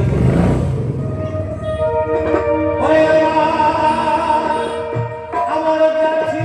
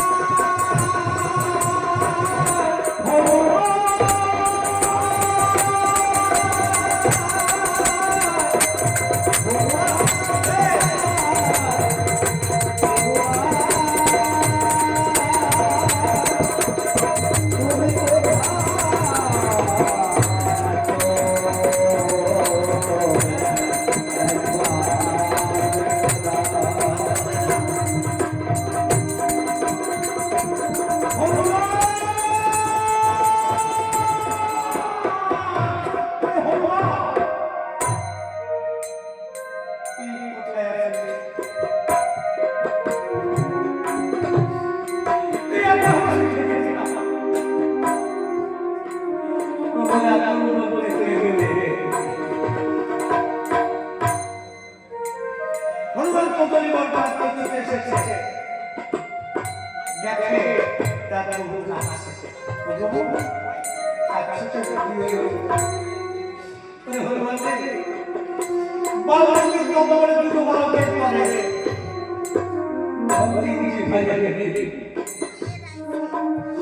হনুমান বলছে আমি কি করবো বলে আমি বর্ণমাসে যাবো দেখে বালক করতে আমি আমার ভক্ত খালি তুমি আমি একা যাবো তোদের সবাইকে সঙ্গে নিয়ে যাবো আমার যে এখন তিন দিন চলে তুই তাদের সঙ্গে করে দে অন্য তোমার মধ্যে করে আমার সিংহের বেশি চলে তা ভগবানকে গালি করে বলছে যে প্রভু তোমাদের সমস্ত জাতির আছে নিয়ে অযোধ্যায় যেতে সবাইকে নিয়ে আসে সরজনদীর তীরে গেল রামচন্দ্র চৌরমন্ডে নদী কি করে পার হবে ও চিন্তা তোমার নয় কেন সেদিন আমি সে নামের পরে আমি ওকে সাগর পাড়ি দিয়েছিলাম আমার কাছে আছে সেই যে তুমি মন্ত্র তোমার কাছে আছে যে নামের পরে পার হয়ে গিয়েছিলাম আমরা সেই নাম করতে চলে যাব তোমার কোনো চিন্তা নেই তাই নাম করতে কিভাবে চলেছে ও গাও রে ওরে পরাণ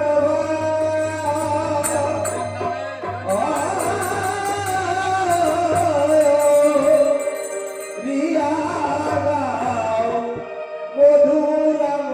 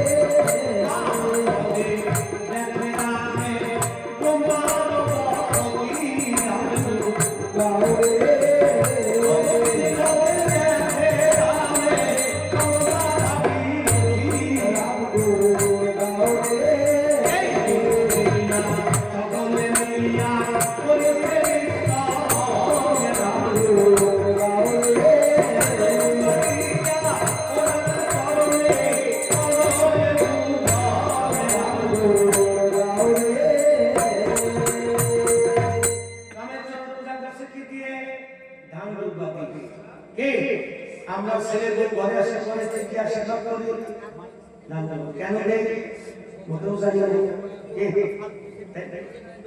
দান তো বলতে ছেলে ঘরে ঘরে এসে কিছু জানি না কে বলে দেবো না থাকবে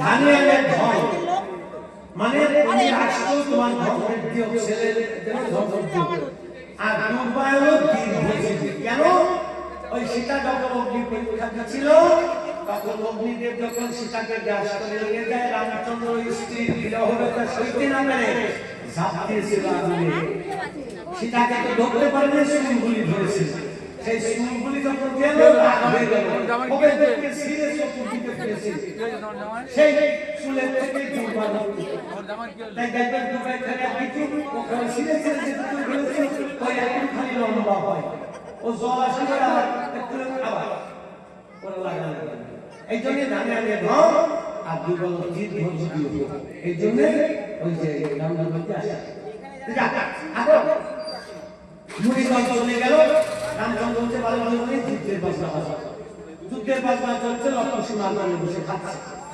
সেটা বলছে খুশি রেখে বাজনা জানো আমার কতটা যারা ভোটের শিকারে আসে ও বুঝি না।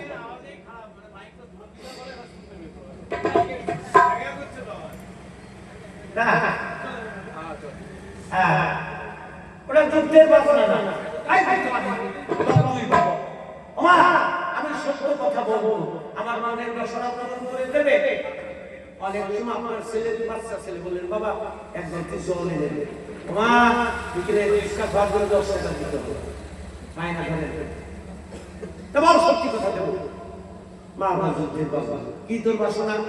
রাজা বলে এ জগতে সন্তান যে আপনার করবে মার তাই পূরণ করতে বইবা নির্বোধ বোকা বুঝে না। বুদ্ধিমতী মা কি চিন্তা করে? ছেলে হাজারটা বায়না করতে পারে, সে চিন্তা করবে কোনটা দিলে ছেলের মঙ্গল হবে সেটা কিনে দেবো, যেটা অমঙ্গল হবে সেটা কিনে দেবো না। কে জানা নিয়ম না। আর যারা কিনে দেয় নিয়ে দেবো।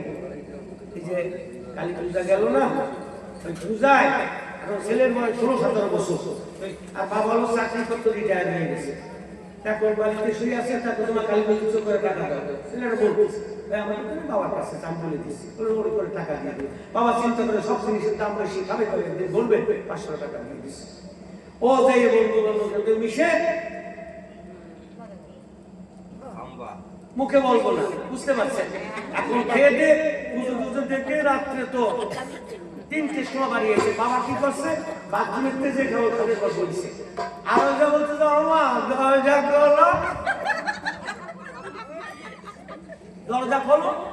বাবা বলছে ওরে হারাম জাদা, তোকে টাকা দিলাম কিনে গেছে খাবার, তোর এই ঘরের ডাকায় যাচ্ছে। যেই বলছে আর কি করবো? আমার একটা ছেলে, তুমি মানে মরে যাবে। হ্যাঁ দৈনিক খাইলে একদিন তো বন্ধু বান্ধব খাইছো কি হবে? দৈনিক খাইলে আজকে ছেলেরা খেয়ে থাকে, মা ভালো কাজ করলো না খারাপ কাজ করলো না। তাহলে বুদ্ধিমতীকে যে হিসাব করবে ছেলে কোনটা দিলে মঙ্গল হবে সেটা কিনে দেবো। আর ওই এক ছেলে আদরের দরকার নেই, কিনে দিন ওরা জাহান্নামে যাবে। শিক্ষাটা কে দিচ্ছে? এর আমার শুনতেছে এটা শিক্ষার কথা। বলে কেমন? সেটা তো বললেন না। তাহলে মায়ের গর্ভের সন্তান সেটা বাবাকে ওই মা জানে। তাহলে সীতা জানে যে আমার গর্ভের সন্তান রামচন্দ্র, রামচন্দ্রকে জগতে ভগবান জন্ম নিয়েছে কোথায় বনে, দেখা হয়নি, আজকে যাবে ভগবান দর্শনে। যদি আমি রাজবেশে ছেলে চেয়েছে রাজবেশে সাজিয়ে দেই, অহংকার আসবে, ভগবানের কৃপা করে না। অহংকারীকে ভগবান কৃপা করে না। দিনবেশে কাঙাল বেশে সাত্বিক ভাবে যদি ভগবানের কাছে যায় ভগবান কৃপা করে। এই যে বুদ্ধিমতী মা সেটা শিক্ষা দিয়ে যাচ্ছে, আমি একটু যুক্তি দিয়ে বুঝালাম আনন্দের জন্য। তাহলে দেওয়া যাবে না। তিলক করে বাইরে বোঝা কোন কীর্তন ছিল, খালি কপালে যাবে এই কারবারিতে ছিল। এই যে ভোটার সাত্বিক ভাবে একটা ভাব আছে না, হ্যাঁ, তাহলে এই শিক্ষাটা জগতে দিয়ে গেল। তাহলে আপনারা এখান থেকে শিখে গেলেন যে সন্তান যা এই যে গান শোনার সার্থকতা কোথায়। এই যে শিখে গেলেন যে ছেলে যা যাবে তাই দিয়া যাবে না, হোক এক ছেলে তাহলে ও জাহান্নামে যাবে, যেটা ভালো হয় সেটা। তা এখন সেটা কি করলো? পুষ্প এনে তিলক চন্দ্র করে সাজিয়ে চলে গেল সন্ন্যাসী। মা একটা আশীর্বাদ করে দাও, প্রণাম করলো, আশীর্বাদ করে দিল। চলছে তো ভাই বনবাসে। রামচন্দ্র দূর থেকে দেখছে অপরূপ বাবা, এমন জীবনে দেখে নাই, কিন্তু দেখতে আমারই মতো ব্যাপারটা। ও লক্ষণ এই বনে সীতাকে বলে দিয়েছিল। সীতা ছিল 5 মাসের অন্তঃসত্ত্বা। তাহলে ওই বালক দুটো কি সীতার গর্ভজাত সন্তান, তাকে পরিচয় দিল। বলো বলতেই বলে তাদের মা আছে না কি? ও বালক এই ভাবে তোর মা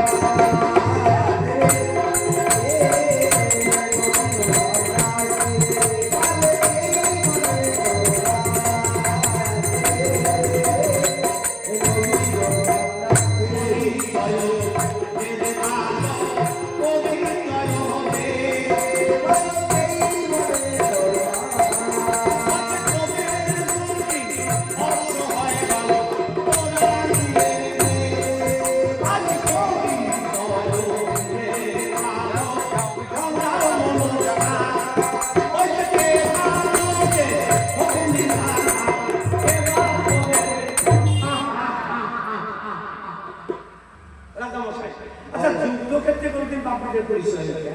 এই পরিচয় কিসে হয়? বালে বালে ধর অস্ত্র করো তাহলে অপরে ভাই জেনে কি পরিচয়? উচিত তো সালা তুই থামো তো দাদা, আমরা আগে দেবো নামটা জেনে নিই। ওরা সমস্যাই বলো। এই তোমার নামটা একটু বলো তো। আমার নাম জয় শ্রীরাম। বাবা বাবা সম্ভাবনা। আচ্ছা তোমার বাবার নামটা বলো তো। ঈশ্বর দশরথ। এইবার আমি চিনেছি ওই জন্মভূমির পুত্র সত্যকে শব্দকে ধরে নিয়েছিলাম। ও তুমি ব্রহ্মবন্তের দর্শকের পুত্র। দেখো মালতয়, হ্যাঁ একটা দৈব দুর্বিপাকে পড়ে এই ঘটনাটি ঘটে। তোমরা ওই কথা বলে আমাকে লজ্জা দিও না। কেমন না। এই একটু বলবো কি তোমার পিতা দশরথ পুরাই তাই বলল জ্যেষ্ঠ পুত্র রামকে দিল মনে তাই সেটা হলো দুর্মন্ত্র বলে। তোমাদের গুণাগুণ সম্পর্কে সব জানা আছে, এত গুণাগুণ জানা আছে বলবো তার কাছে। সাবধান মালতয়, আমাদের কোনো কোনো সম্পর্কে তোমরা কি জানো? দাদা মশাই ও আমাকে ধমকাবেন না, আমরা সেবা করতে বলি আজকে দুটি বালককে মারবার জন্য দুনিয়া সামনে নিয়ে এসেছে। হ্যাঁ। এই জন্য সেদিন কোথায় ছিল? আরে বন্দি, ওই যেদিন সীতাকে আগে মনে মনে কেঁদে কেঁদে বেড়াচ্ছিলেন, হ্যাঁ কেউ ছিল না। তারপরে বুদ্ধি করে বাংলাদেশ সচিবের সঙ্গে মধ্যতা করে বালিকেশ্বর বলে বলতে লঙ্কায় গিয়ে গাছ করে সাগর বেঁধে লঙ্কায় গিয়ে রাবণকে নিধন করেছি। তোমার ক্ষমতায় চলে যায়। এই তবে না, ওই যে রাক্ষস দেবীর সঙ্গে কতদিন সঙ্গীত কথা না বলতো তোমার তো রামচন্দ্র তো তা যায় না। এই জন্য জগতে এখনো আছে বর্ষণধারী বলতেন বর্ষণধারী বিভীষণ। এই হলো বড় ভাইয়ের ডাক। আর ছোট তিনটিও যে তুলার মধ্যে পড়ে আছে, তোমার ওই অবস্থা করে ছাড়বো হয় যুদ্ধ করো বাইরে ছেলে বাইরে করে ফিরে যাও যাও যাও রাম, আজ তোমার জয়ের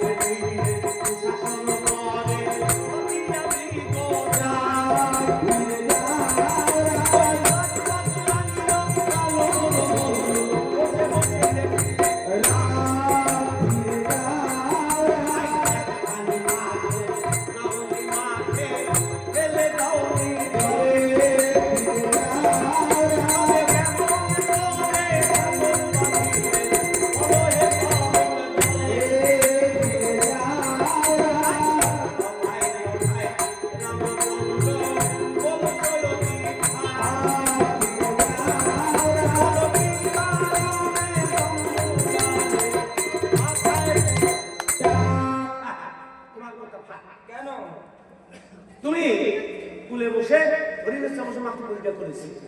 হ্যাঁ এখন বলছো গাছ পাথরে সামনে দিচ্ছে একখান পাথর বয়ে দেখছো কত ওজন? ছোটরা পুরো ফেলেছিলাম, তলিয়ে গেল না ভাসলো? তলিয়ে গেল। তাহলে রামচন্দ্র পাথর করলো তলিয়ে গেল, আর বানররা তাহলে ভাসে কেন? ভক্তের ভক্তি। হরি বল। ভক্তি যদি থাকে তার পাথর ভাসবে, ভক্তি না থাকলে ডুবে যাবে। জয় তাহলে এবার ভক্তি করতে হলে কি করতে হবে? এবার আস্তে আস্তে এই গান ভক্তি থাকলে হাত ভাঙা নিয়েও বৃন্দাবনে যাওয়া যায়। হরে কৃষ্ণ, জয় রাধে। কথাটা বলছে এটা যদি অন্তরে বোঝা যায় কথাটা বাস্তব। মানে সে যে কি অবস্থায় যে এইভাবে টাইট করে বেঁধে দিছে লড়াইয়ের কাছে ওই যে আগে একবার ভাঙা আছে। মানে এই যে আমি সময় তো বসে বসে একবার ভাবি যে দাদা তুমি এত রাধে। সব টাকা দিয়ে দিছি আগে বাড়িতে। যাক এবার বলছে যাক এইভাবেই যেন সবার মৃত্যু হয় ভগবানের চরণে, রাধারানীর চরণে সবাই যেন কৃপা হয়। কি করে হলো একটু কন, আমরা একটু শুন। বলছি তো বলা হয়েছে? বলছি সব কাহিনী খুলে বলছি। বা হরি বল। হরে কৃষ্ণ, কোথায় ছিলেন? জয় রাধে। কোথায় ছিলেন? রাধে। দেখো তা তাহলে ভক্তের ভক্তির করে রামচন্দ্র চিন্তা করছে এমন বালকের কাছে পড়ছি একটু চলে যাওয়ার কোনো পথ দেখি না। তবে এই জগতে যে যত কষ্টে থাকে সুন্দর পৃথিবী ছেড়ে কেউ চলে যেতে চায় না। সবাই চায় দুদিন বাঁচা। তাহলে রামচন্দ্র সিস্টেমদের বাঁচানো কিভাবে? ও একটা কায়দা আছে, ওই দেখতে একই রকম। এবার শোন, আমার মন বলছে তোরা দূরে আমার পুত্র আমার যদি তালাই করে করে অযোধ্যায় নিয়ে যাই, যুদ্ধের দরকার নাই। ভাই হ্যাঁ? বিপাবে মনে হচ্ছে কেন পিতা হবে? কেমন একই রকম লাগে আমাদের দেখতে। আচ্ছা একই রকম দেখতে লোকের পিতা হয়। হ্যাঁ আচ্ছা দাদা, তোমার এই বুদ্ধি হলো। আচ্ছা দুইজন চলছি রাস্তায়, ঠিক দেখতে একই রকম। এক ভদ্রলোক যেমন আব্দুলের বাবা, এর আব্দুল মার কাছে নিয়ে যাওয়ার নিয়ে আসছে। লজ্জা কথা ভাই, এটা হতে পারে না। এটা হতে পারে না। তাহলে তুমি যদি পিতা হবে, আমরা বনে এলাম কেন? বনের ফল ফল হ্যাঁ গাছের মতন না পড়ে কেন? ওসব চিন্তা ছাড়ো, আর যুদ্ধ করবো না যুদ্ধ। রামচন্দ্র চিন্তা করে একে একে কতবার চেষ্টা করি, যতবারই চেষ্টা করি ততবার ফেইলার হয়ে যায়। না, যাকে প্রাণ থাকে না। হে বাবা, আমি আর বাঁচতে চাই না। যে বাড়ির তিন ভাইকে যেখানে বাঁচিয়েছি সেখানে একটা বাড়ি আমাকে বাঁচিয়ে দে। রবের কথা সইতে পারি, খুশির কথা সইতে পারি না। বাবা মারিস না রে, ওরে দেবারে গো, ওরে দে আমার প্রাণের ভাইরা, ওরে বাবা এই বালনা ইনাকে তোরা যা আমাদের ওরে প্রভু প্রিয়া খুশি বলসারিয়া বাবা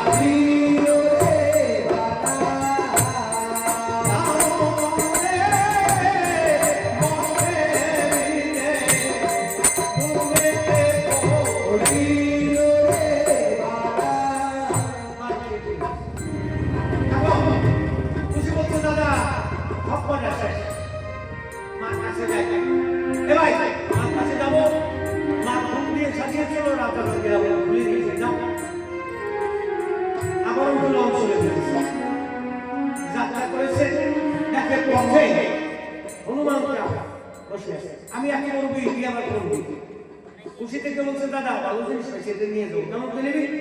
এই যে উত্তরীয় আপনার বাবা আর পিছনে দড়ি লাগানি আছে টেনে নিয়েছে। হ্যাঁ সেদিন খুশি এত করে টেনেছে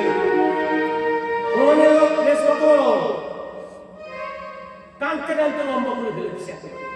বুঝা কথা না। আর ওই কানের চোখে ওই হনুমান বাদরের পিছনে দেখবেন শাল বাকলা নাই, ঠিক আছে? হ্যাঁ ওই যে কথা মিথ্যা না। হনুমানের এসব বলে গেছে না পিছনে ওই পিছনে এখন দাদা দেশে রেখে দিয়েছে ঘরে অঙ্গ ক্ষত। সেটা বলছে খুশি অঙ্গ ক্ষত কেন? মা ফুল গাছে বসে ফুলের কাটার আসর হয় কত হয় না, মিথ্যা কথা লব্ধ শিক্ষিত হবে। মা অযোধ্যা নগরে একটা রাজা ছিল, তার কায়দা অশ্বমেধ যজ্ঞ করে এসেছিল। এক একে চারজন শেষ করেছে, তবে একটা কাজ করেছে। কি কাজ? তুই ফুল দিয়ে সাজিয়েছিলে রাজা রাজা যত অভাব ছিল তুলে নিয়েছিস। এই পরের যোগ্য না বলিয়া লইলে চুরি করা হয়। কি চুরি করে? মা আমি জানি তুমি কেন এনেছি জানো? বল কেন এনেছিস? রোজ সকালে ঘুম থেকে উঠে সংসারের কাজ বাদ দিয়ে আমাদের দুর্ভাগ্য সুন্দর করে সাজাও, খাওয়া, পড়াও, জামা কাপড়, সংসারের কাজ বাদ দিয়ে। আচ্ছা মা, মা যদি সন্তানকে এত ভালোবাসে, এত কিছু করে, সন্তানের কি কর্তব্য নয় মাকে ভালোবাসে? তাহলে মা ভালোবাসে আর সন্তান কখন ভালোবাসবে? মা যখন বৃদ্ধ হয়ে যাবে। রব খুশির জগতে শিক্ষা দিয়ে যাচ্ছে, তোমরা জগতের লোক, তোমরা বলো না, তোমরা সন্তানের মা বাবাকে বলে দিচ্ছে। সেই জন্য জানে যে অন্যায়, তবু চুরি করে জগৎকে শিক্ষা দিচ্ছে। শিক্ষা দেওয়ার জন্য বলছে মা, তাই কেন চুরি করছে না বুঝতে পেরেছো? মনের বাসনা, আমি তো সারা জীবন সাজিয়ে আমরা তো পারলাম না, তাই মাকে সাজাবো, দেখো আবার এখন সেটা দেখে আবার তাই চিন্তা করে বলেছিল আমার মস্তকে আঘাত করে সিঁথির সিঁদুর মুছে দিলি। ও মায়ের শীতের সিঁদুর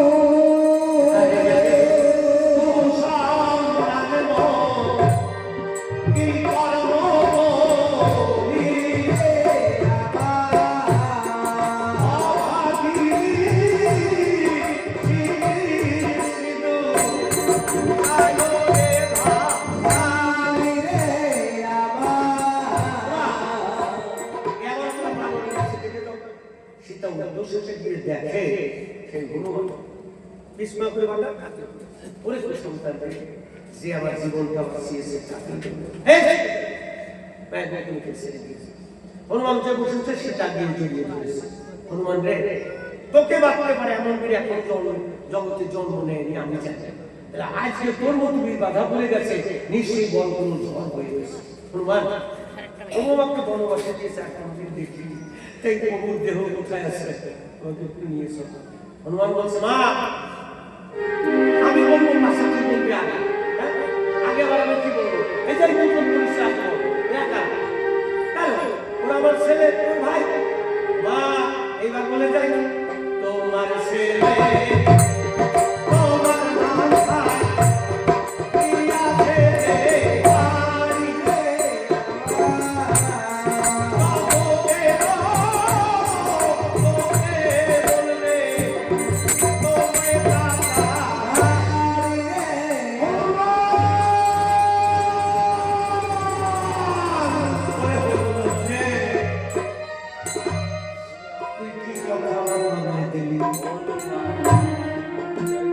বাবুকে বলবে তোকে বনবাসে কেন গেছে আমি তাও জানি আমাকে বনবাসে দিয়ে বলছি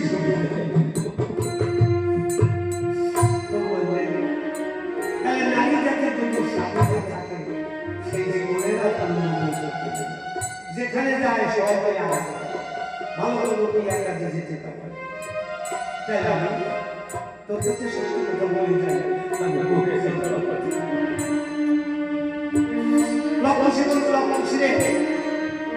তোরা সন্তান তোদের কাছে দুটো কথা বলে এই জগৎ থেকে বিদায় নেবে পঞ্চমাসের অন্তর্চক্রা মুনি পাতা কাটিয়ে 5 মাস থেকে 10 মাস পর্যন্ত আমি এই গর্ভ যন্ত্রণা ভোগ করছি তোদের জন্মদিন এ জগতে গর্ভ থেকে যন্ত্রণা একমাত্র মা ছাড়া কেউ জানে না সেই গর্ভ যন্ত্রণা ভোগ করে যেদিন 10 মাস হলো সুন্দর পৃথিবীর আলো দেখিয়েছিলাম তারপরে আমার চিন্তার মাঝে বেরিয়ে গেল কেন যতদিন গর্ভে ছিলি খাবার তো দিতে হয় না এখন বেরিয়ে এসেছে খাবার তো দিতে গেছে মা সবাই ছেড়ে দিবে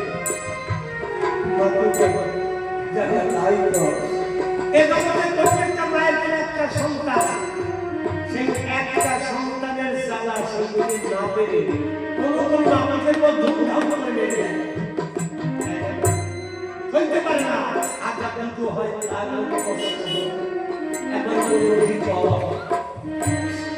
এই শাসন সহ্য করে বল থেকে ফল তুলিয়ে দেয় বসিয়ে কেটে কেটে মুখে যেতাম যতক্ষণ কোনোদিন একটা ফলনের দিয়েছে হয়নি তোমাদের দুঃখ তো আমার সন্তান বড় হবি মানুষের মতো মানুষ সেদিন বিবাদ করে কত খাবার নিয়ে একটা বলল আমার কাঁদতে নিয়ে বলবো মা আর অনুষ্ঠান খেতে গেল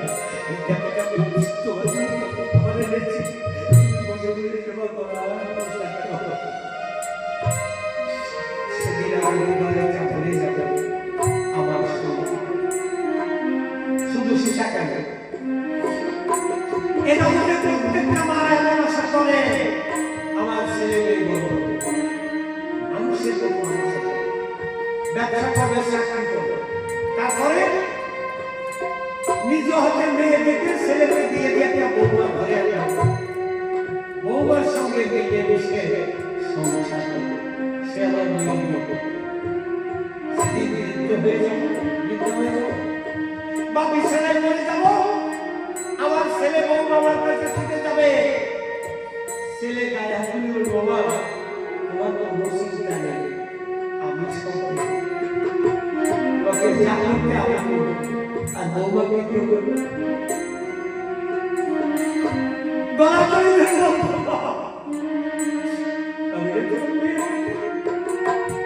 তোমার কি উচিত তোমার যা কিছু সেবা যত্ন করতে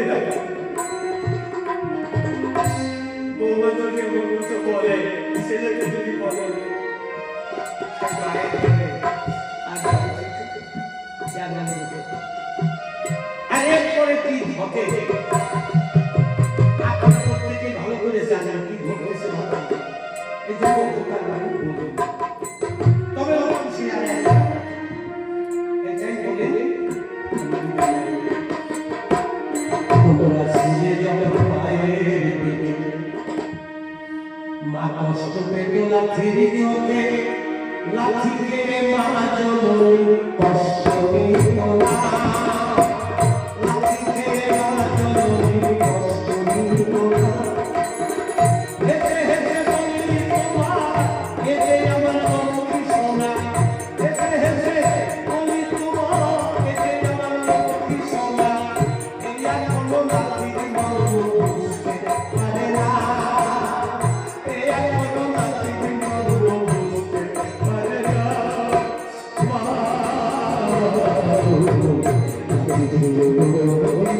কষ্ট দিও না।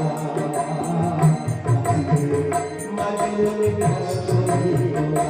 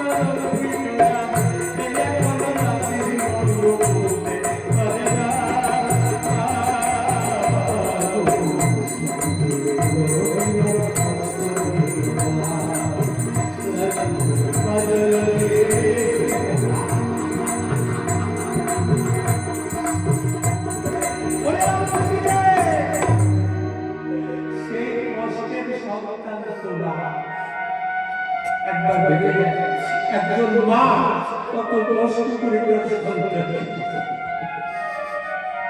তাহলে বিনিময়ে মানে তুমি দিবি, আমি তো মানুষের দিবি, অন্য তো দূরে গেবে, আর নিজ পিতাকে হত্যা করে মাকে চিরকালের জন্য বিধবা করে দিবে। এই তো সন্তানের কাজ। এই জন্য তো প্রত্যেকটা পিতা মাতা সন্তানকে করতে বসে ভালো করেছে। তবে লক্ষ্য শুনে আমি সেটা জগতে বলেছি, এর মধ্যে যে সন্তান মাকে শ্রদ্ধা করে না, ভক্তি করে না, আদর করে না, খেতে বলতে দেয় না, কি চায় এটা আমাদের দোকানে দুধ অন্ন, একটা বস্ত্র আর একটি ভালোবাসা। এই যে সন্তান দেয় না, তিরস্কার করে, বাড়ি থেকে কিন্তু বের করে দেয়, ওই পিতা মাতা ওই সন্তানের মুখ দর্শন করতে না। কেন? গীতায় বলেছে যার কেউ মানে একজনের ছেলে বড় হয়েছে, তা পিতা মাতা কি চায়? আমার ছেলের বিয়ে দিয়ে নিয়ে আসে, নাতি মুখ দেখে আশাই করে বৌমাদের দিতে বিয়ে দিয়ে ঘর নিয়ে আসে। এখন 1 বছর 2 বছর 3 বছর 4 বছর সংসার আর পায় না। এখন ওই শ্বশুর শাশুড়ি মনে রাগ হয়েছে, এত কষ্ট করে ছেলে বিয়ে দিয়ে আমরা একটা বউ একটা নাতি হয়, দুধ সংসার বাজার বউ নিয়ে আসে। এই 3 বছর দেখতে পারি দূরে সরে ও কি বউ নিয়ে আসে, গ্রামের লোক সব জেনে গেছে কি বউ নিয়ে আসে। আর ছেলেটা কি করে? ডাক্তারের কাছে নিয়ে যায়, টাকা জ্বালানি খরচ করে। এ বলে অমুক এই গাছটা দিলে বাচ্চা হয়, অমুক বলে 3 দিন উপোস থাকতে ওষুধ খেতে হবে, খায় ভাই দিনের পর দিন চলে যায়, বাচ্চা হয় না। ওই বউটা গালাগালি শুনতে শুনতে আর যে ডাকে ঘুরে থাকে, টাকায় যদি আমার 12 বছর, হে ভগবান তুমি সামনে করতে দিলে একটা যার জন্য ভালো হচ্ছে ভগবানকে ডাক্তার কৃপা করবে। 12 বছর একটা ছেলেকে এখন শ্বশুর শাশুড়ি আমার জন্য ভালো নাতি নাতি পেয়েছে, শাশুড়ি তাই গ্রামের মধ্যে না কোন কারণে বেশি ভালো, তাই ছেলেকে বেশ অনেক রকমের মানুষ করছে, সবাই এত করে। এখন ছেলে বয়স 12 বছর দিছে দেন হইতে কামাই, হ্যাঁ একেবারে 12 বছর বয়স মরে গেল, ছেলে মরে গেল। তাহলে এখন চলে যাচ্ছে নাকি অসুবিধে? দেখো এই যে 12 বছর পরে ছেলেটা মরে গেল, দুঃখ কোনটাই বেশি? এই যে মরে গেল না যে 12 বছর হয়েছিল, কোনটাই দুঃখ বেশি? তাহলে থাকলে থাকুন, মরে যাওয়াতে দুঃখ কারণ মরে গেছে বৌমা, ছেলে পেলে আর বলেন না।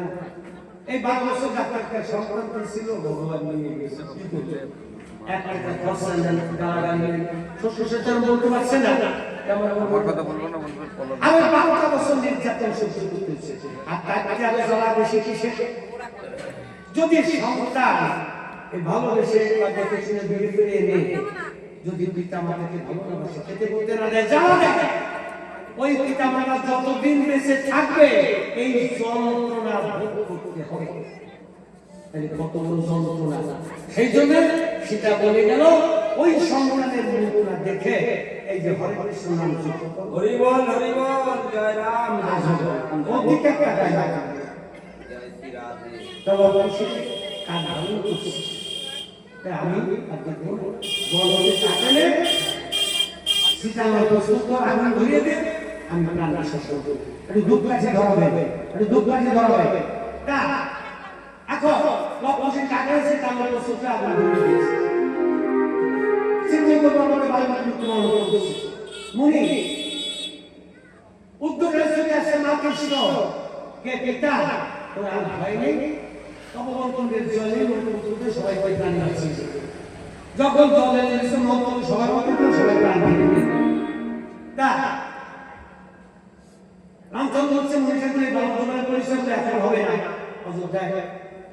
তোমার যে সম্পূর্ণ যজ্ঞ শুনিয়ে যাও, যজ্ঞটা পূর্ণ করো, তারপর আমরা নিয়ে যাবো। তা রামচন্দ্র কি করলেন? ওই সবাইকে নিয়ে অশ্বনিয়ে দিয়ে তার অশ্বমের যজ্ঞ আজকে পূর্ণ করলেন। আর এদিকে মনে কি করছে? লবণে সঙ্গে